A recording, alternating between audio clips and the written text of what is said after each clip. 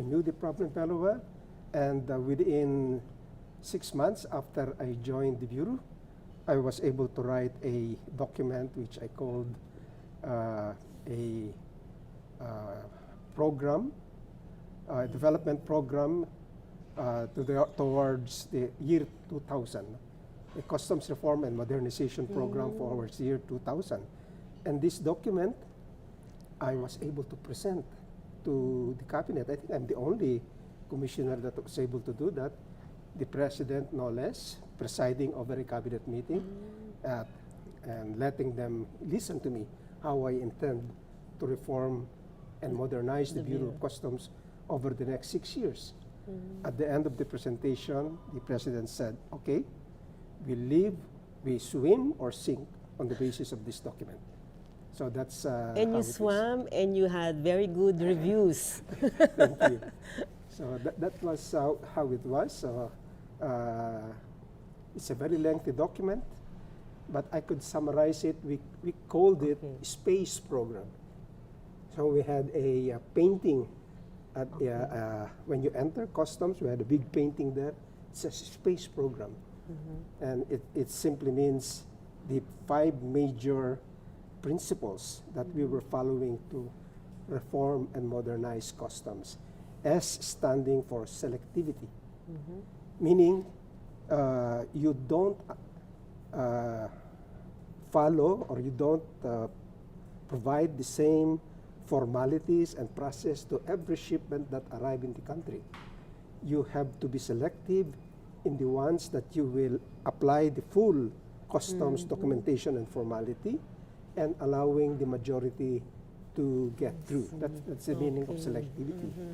Because it is well documented that there is an inverse relationship between the economic development of a country and the amount of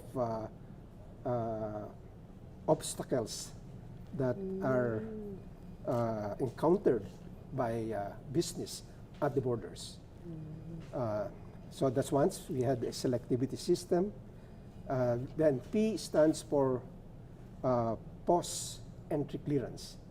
You know, there are several ways of doing customs clearance process.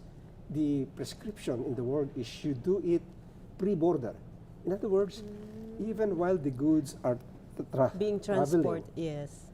You already do your formalities. The intention is to do very little at the borders, because doing your formalities and processes at the border is the most expensive way of doing it. It is also the most ineffective way of doing it. So in transport, while the goods are in transport, you mean there is already a process that should have been happened? Yes, That should yes. have happened? Yes, because we get a lot of information on what are the goods that are coming in. So we are able to profile.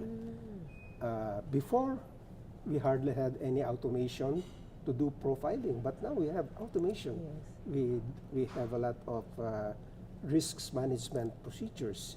We have business intelligence, and data mining, data analytics, to be able to identify which ones can be simply waved through the ports, and which ones, the few ones that you will apply full force.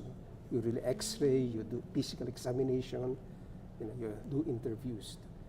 And So then, that's of course, the P. Yeah, that's the P. And the A? And the A is, well, related to the P is advanced clearance.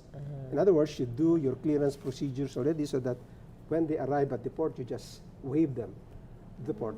Before, it was not legally possible to do that, because there is a law which says that all shipments must be examined at the port by at least 10%.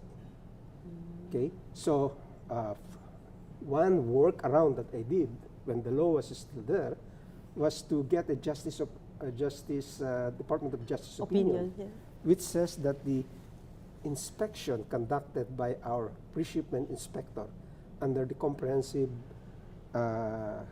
inspection scheme can be considered as inspection or examination under the law. So we don't have to examine them when they arrive at the border. But later on, we already put in the law that there is no need to do a 100% examination of the goods. So that's what we did to be able to get the goods out as fast as possible. So you had the full support of Congress on this. to get the law changed. You know? Yes.